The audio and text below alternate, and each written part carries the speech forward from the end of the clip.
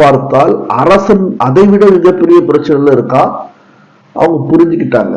அந்த பிரச்சனை என்னன்னா, அவன் வளர்த்த ஒட்டகம் காணவில்லை. இதுதான் பிரச்சனை. யாருக்குமே தனக்கு பிடிச்ச ஒரு பொருள் காணவில்லை என்று சொன்னால் அவங்க அப்செட் ஆயிடுவாங்க.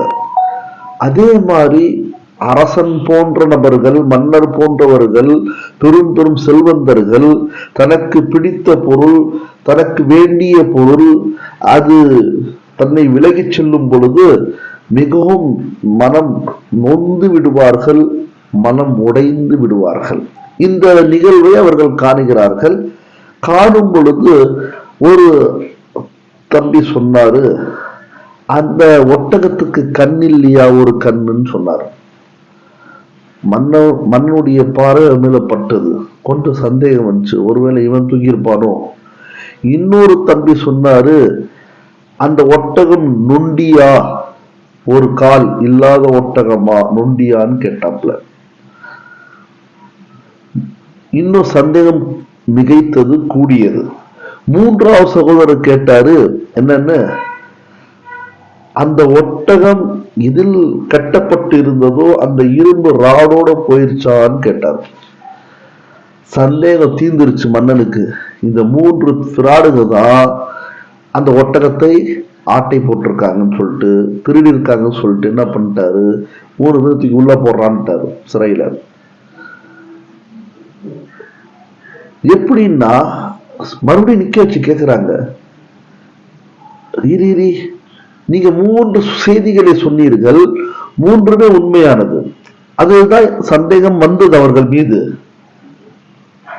சரி, தீர விசாரிக்கணுமே என்ற ஒரு அடிப்படையில மறுபடியும் நிறுத்தி கேட்கிறாங்க, நீ எப்படி குருடன்னு சொன்ன அப்படின்னு கேட்கும் பொழுது, ஒரு கண் இல்லாத ஒட்டகம் என்று எவ்வாறு சொன்ன என்று கேட்கும் பொழுது அந்த நபர் சொன்னார், புல் வச்சிருக்கீங்க, அதாவது ஒட்டகத்துடைய இறை வைக்கப்பட்டிருக்குது, ஒரு புறத்தில் இருக்கக்கூடிய இறை மிகவும் குறைந்திருக்கிறது, இன்னொரு புறத்தில் இருக்கின்ற இறை குறையவே இல்லை.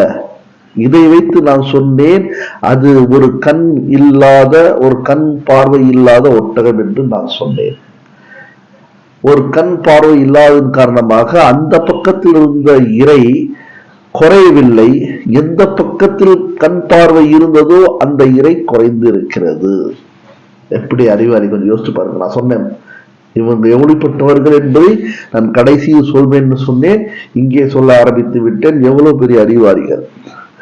இரண்டாவது நபர் சொன்னா, நீ எப்படா சொன்ன, நொண்டியான்னு கேட்டிய, ஒரு கால் ஊனமுற்ற காலான்னு கேட்டிய அப்படின்னு சொல்லும் பொழுது அவன் சொன்னா, மன்னா அந்த ஒட்டகம் போயிருக்குது, அந்த ஒட்டகத்துடைய 4 காலடி இல்ல, 3 காலடி தான் இருக்குது. அப்ப அது ஒரு கால் பூமியில படல, நொண்டியா இருக்குமோன்னு நான் கேட்டேன் இதை வைத்து. அவன் எவ்வளவு பெரிய புத்திசாலி, கொஞ்சம் யோசிச்சு பாருங்க. 3வது நபர் சொன்னா, என்னன்னு, நீ எப்படா சொன்ன இரும்பு ராடோடையே போயிருச்சான்னு, கட்டப்பட்ட இரும்பு ராடு.